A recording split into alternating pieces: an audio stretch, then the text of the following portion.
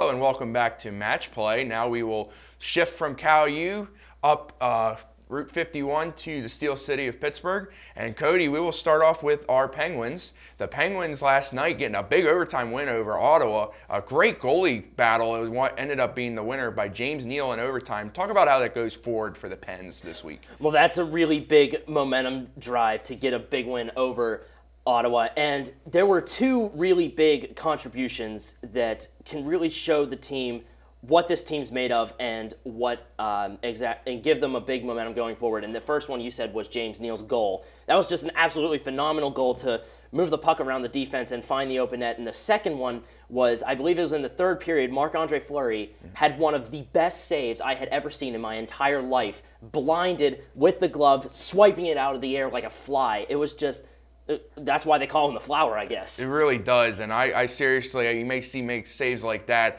and it just goes back to people that criticize Fleury and don't want Fleury in the team anymore. You take a save like that, you really don't want him on your team?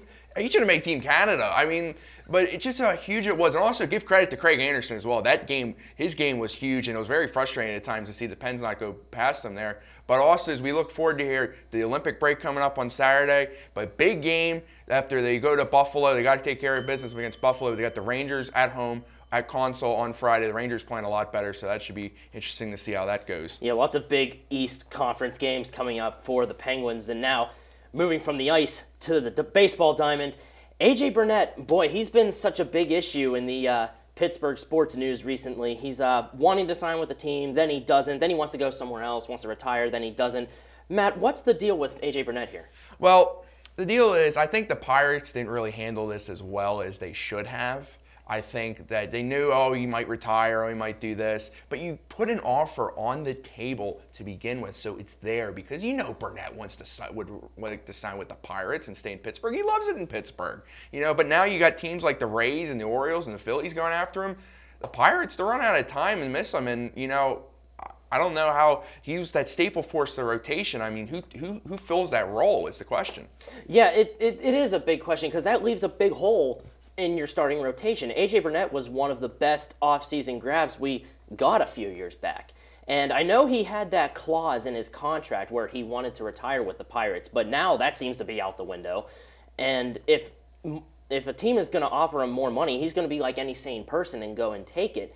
But it all comes down to whether his love for money or his love for the city is going to be better. So hopefully the Pirates can keep A.J. Burnett in their starting rotation because he's that big guy in there that teams are afraid of and can cause an intimidation factor. And if he's a fan favorite as well, and he's also, like, his Twitter account is outstanding. Moving to the hardwood, to the Pete, and the Pitt Hoops team for the University of Pittsburgh is ranked as high as 18th last week. They had a big showdown, big hype game against the Duke Blue Devils. That didn't go. Duke is playing pretty well. We'll get to the Duke Blue Devils international topic. But then on Sunday, Virginia comes in, and the Panthers just lay an absolute egg against a Virginia team that's just, they're not top flight, and especially at home at the Pete. Cody, this team's kind of crumbling a little bit. I mean, time's running out if they want to make a splash in the ACC. Well, this is a case of a team getting too hot too fast. They started out, however many games it was, I believe it was like 15 straight wins. They started 15-0 or something of that nature, and then all of a sudden they get cooled down. Teams will have hot times and cool times. No team can stay hot for the entire season. It's near impossible. We saw this happen with the Penguins back in March during their Stanley Cup run last year. No one likes to go back to that, but that's the exact same thing. Pitt got way too hot at the beginning of the year, and now we're starting to see the struggles come out. Well, I think also Pitt's gone under some injuries too, big injuries to the front five as well in starting. But you make a great point there with kind of as hot. They start undefeated, but their schedule, they're free. Their non-conference schedule is very weak. That's kind of how they got the record. They had that one loss to Cincinnati, but Cincinnati's playing. They won a big upset against Louisville. But I think you got Miami tomorrow night on the road, and Miami, they're not the team they were last year, but that place in Miami, that's tough to win. Any win on the road, they need to start fast tomorrow and come out flying. Yeah, and that's the thing. Teams will have hot times and cool times. Right now you're cool, so just get hot again. In a fair world it all balances out. So off of the hardwood, back to the football field once again. The Pittsburgh Steelers are entering the off season with free agency coming up, and it's all a big question as to who stays and who goes. There's a few big holes that need to be plugged. Matt, what's the one that sticks out to you? Well, the one that sticks out to me, and I'd like to see the Steelers do this, I might get a little flack from some people, but I think you need to sign Jason Werlitz back. I think Jason Werlitz played just as well at the end of the season as any linebacker on the team, and he was big why the Steelers defense was rock solid in the month of December and the end of November because his play, he made such an impact, and he was making an impact over LaMarr Woodley. I think the Steelers should really reevaluate that, and I would take Jason Werlitz right now over LaMarr Woodley. Woodley's getting older, and I think LaMarr Woodley's fighting a lot of injuries. He's just not making that impact he used to. I think you just got to go with the hot hand with Werlitz, and also the other one with Emmanuel Sanders. I think they should just cut ties with him. Yeah, Emmanuel Sanders, that's what I was going to go off of your point, too.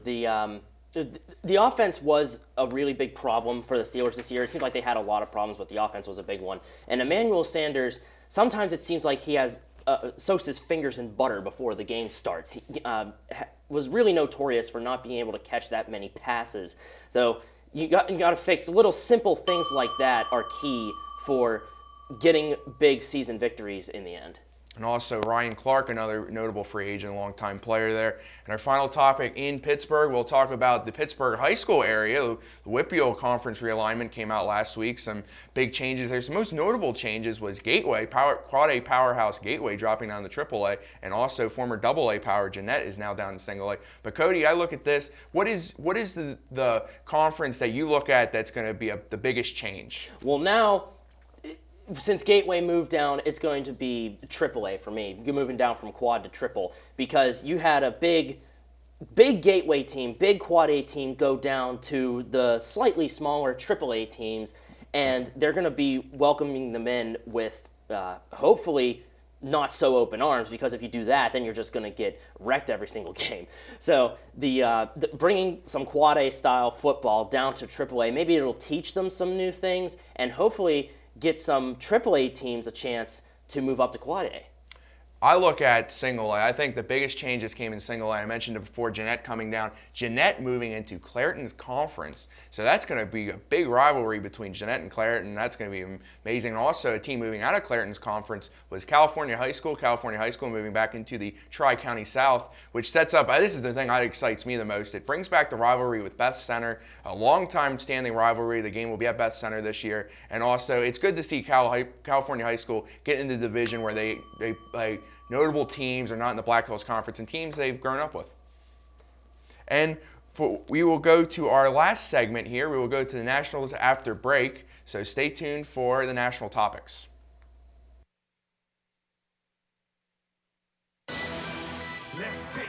I come through like a freight train, about to push the line back. Only see the gold line, don't matter if your line stack, because I'm a soldier. You can see my face paint, know that I'ma get mine by knowing that the rest can't. We ready for 'em, let's get it on.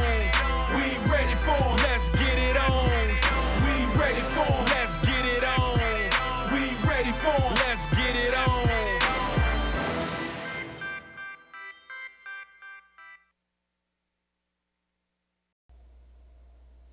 And welcome back to Match Play. I'm Matt, that's Cody. And Cody, for our last segment, we're going to go to the national level, and we'll start with Super Bowl 48, which was played on Sunday. The Seahawks completely obliterating the Denver Broncos 43-8. And Cody, as surprising as this was, did the Seahawks win this game, or did the Broncos just have a complete meltdown and lose? In my opinion, the Broncos lost it, and here's why.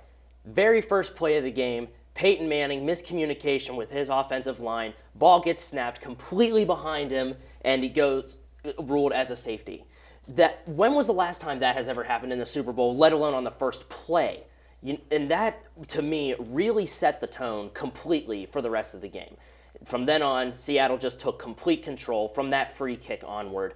That's just what ended up spelling disaster for the Broncos. Even though the Seattle had a really good offense, it was just the tone was set early, and it was a bad tone. It's just, you look at those Denver players after that safety, they just looked rattled.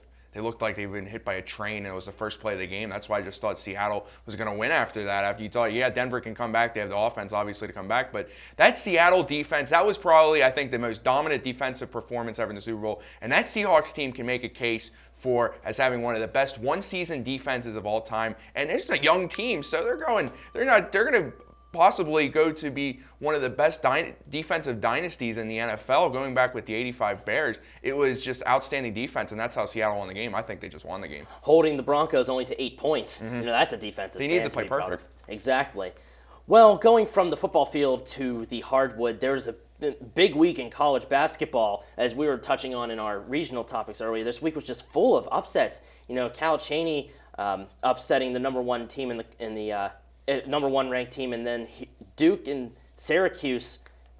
My goodness, that redefined the ACC if I ever saw it. Matt, fold this all out for me. What happened? I mean, well, we were coming back from Slippery Rock, and we saw that Duke-Syracuse game in Red Robin in Washington, but that Duke-Syracuse game was absolutely outstanding, and that just shows a whole new brand of ACC basketball. You talk about Duke, Syracuse, and Pitt, it's like, where's North Carolina? North Carolina's nowhere to be found, and, they just don't have it. As for Arizona, they'd only dropped the number 2 in the rankings. Syracuse, now number 1, and they are the first unanimous number 1 since the Duke Blue Devils that were in 2010-2011 season. So Syracuse continuing to pace ahead there. Wichita State, the only other undefeated team, which is ranked number 3rd in the AP 25, and then USA Today, they are ranked number 2 behind Syracuse.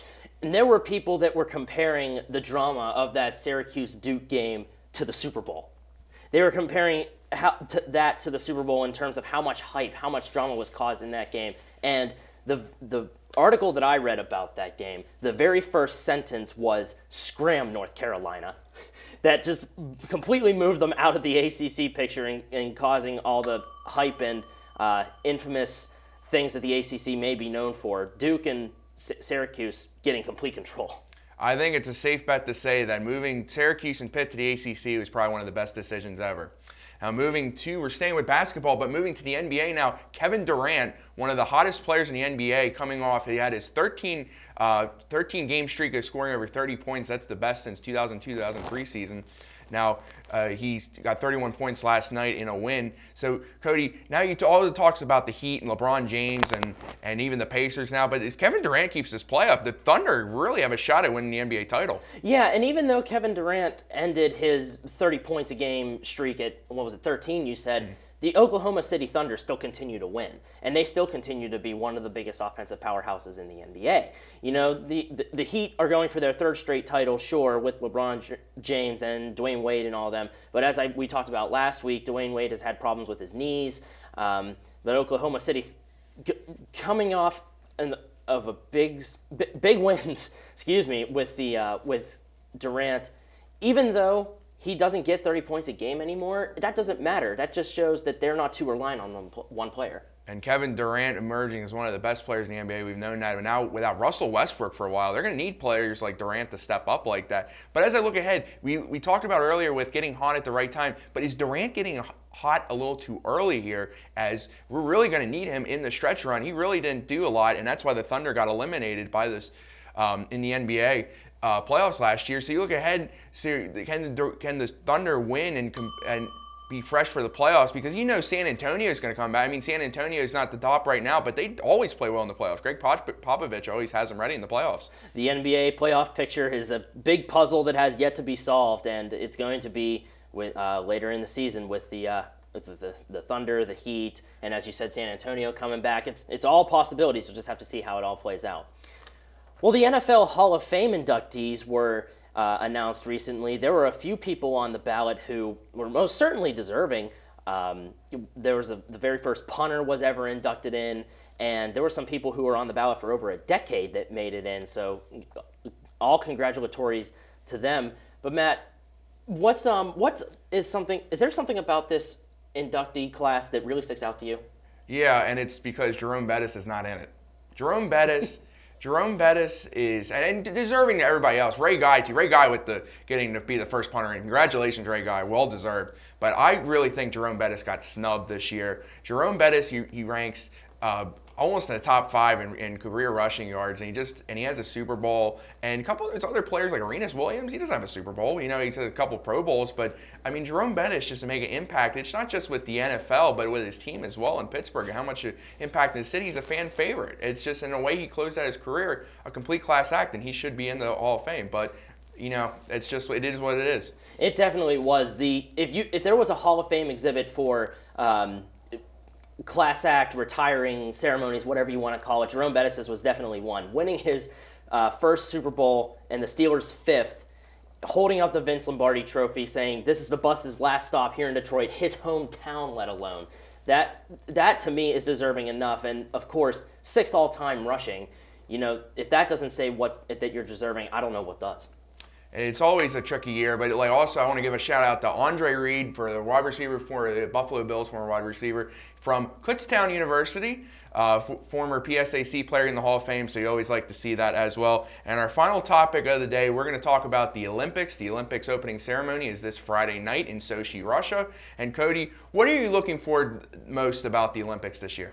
Well, one thing that I always like to watch is hockey. Of course, you got to love the Olympic hockey. It's some of the best hockey you'll ever see. But then one of the most underrated events, there's curling, of course. I really follow curling. If there was a professional curling league with cities around the country going out and competing, I would follow it like a religion because I love it that much. But there's never really anything else other than the Olympics whenever you get to see it. And of course, you start seeing all these curling leagues pop up all over the place. So it's that and hockey are my two favorites to watch. Hockey is definitely my favorite. Honestly, myself, I do not watch a lot of the Olympics. I watch snowboarding too because of Shaun White. But obviously, hockey, I'm on that. With hockey this year, obviously Canada's the favorite. I think Canada will get the win. That team's stacked. I mean, there's no doubt about it. But I talk about our United States team. They're really underrated, and if people are counting them out. But you can get Ryan Miller going again like he was in the last Olympics. The U.S. will be competing for the gold. But there's something that Coach Bylsma needs to talk for his team. If Ryan Miller is indeed his first starting goalie, the one he starts out with, if he starts to not play well and loses some games, they need to make a change quick. Just like Canada did that, they had Marty Brodeur there, they put Luongo in, and Canada winning the gold. Yeah, so there's going to be some big drastic changes that will be needed to be made if you start noticing a little bit of flaws on your team. Well, that does it for our topics, Matt. It was a great segment, so we're going to be wrapping up the show here soon. And we will now hand it over to our greenskeeper today, Creighton Rabs. Creighton will tell us of what we screwed up, and then you also decide a winner between the two of us. Creighton. Okay, Cody, first of all, I've never heard of Cal Chaney. I've heard of Cal Berkeley, but that's minor discrepancy. You were also talking about foul shooting in the Cal Slippery Rock game. Cal misses 8 foul shots in regulation. I don't care who you are, you're not going to win pulling that off.